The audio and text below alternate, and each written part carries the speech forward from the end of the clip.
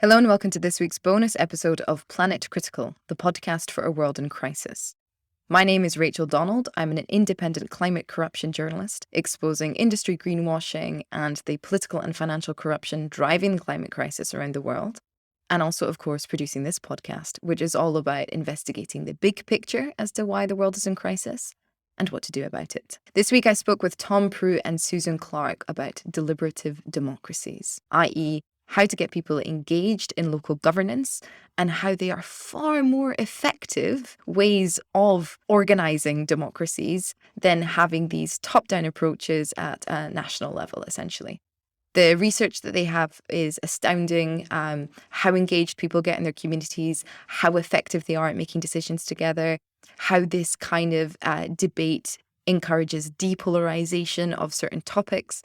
I would highly recommend you go and listen to the episodes. It was phenomenal speaking with them. There's so much to potentially touch on based on what we discussed during the episode. And I would like to begin by giving you the dictionary definition of politics in Merriam-Webster, which is number 1, the art or science of government. That's amazing.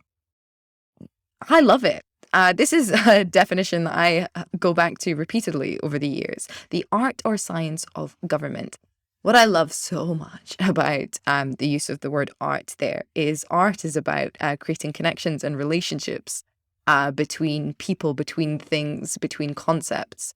And this promotes that governance and governments are meant to be about, the relationship between people, their society, each other, their world, and the lives that we choose to lead. Deliberative democracy seems to put that definition front and center again, by essentially enabling relationships between people to therefore make decisions for themselves and for their communities. It also reveals the truth that governance is an art and relationships between people are an art form in themselves and also need time to be constructed and needs a sense of skill.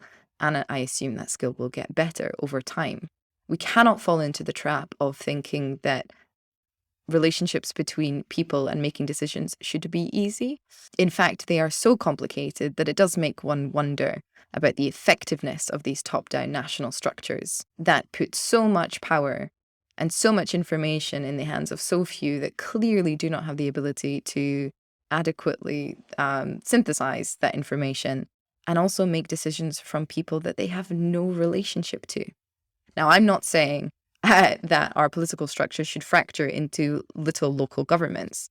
But what I am saying is from the research that Tom and Susan have, that creating local governments that are collectively managed by the people of those communities and then scaling that up and then having that information and those relationships feed into national structures might be a better way of organizing our world. It would ultimately create a relationship between national politicians and their communities, their representatives, who they claim to represent. And one of the things that Tom and Susan and I discuss is that when you give people responsibility, they tend to respond really, really well to it. And it creates a positive feedback loop whereby the more responsibility they have, the more that they take, the more engaged they become, etc.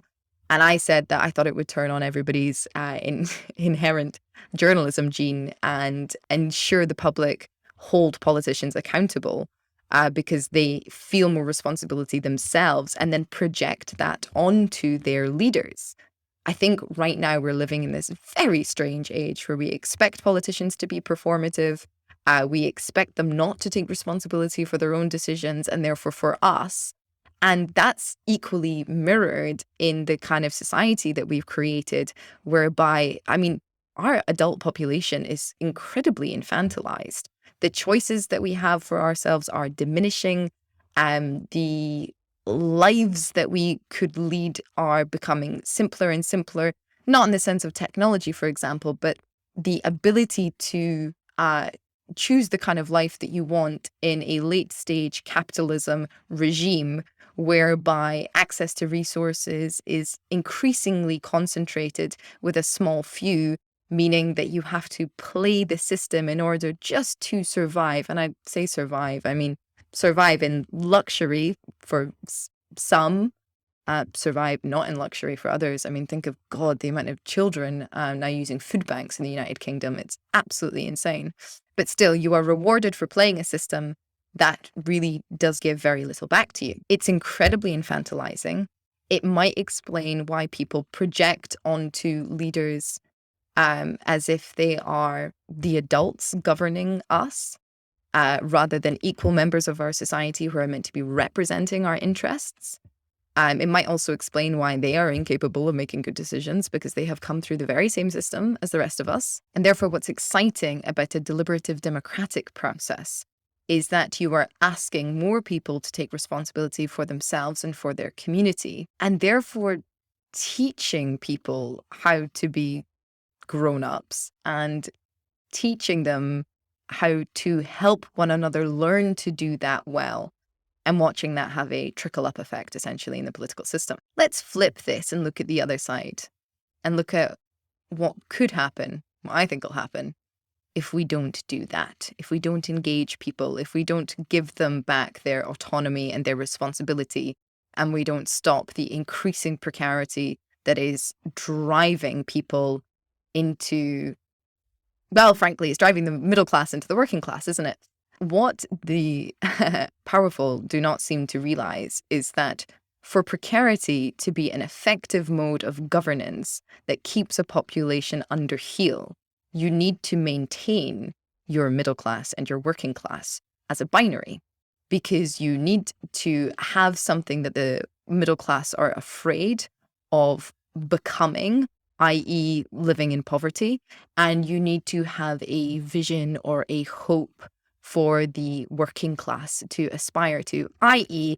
you need to create a system whereby everybody is competing for the same spot. If you take away the middle class, if you squeeze them so desperately, either through financial impoverishment, not investing in education, or even having technology take away their jobs. This was a conversation I was having with somebody very recently about how recent research has shown that artificial intelligence is actually more likely to replace lawyers, for example, or doctors.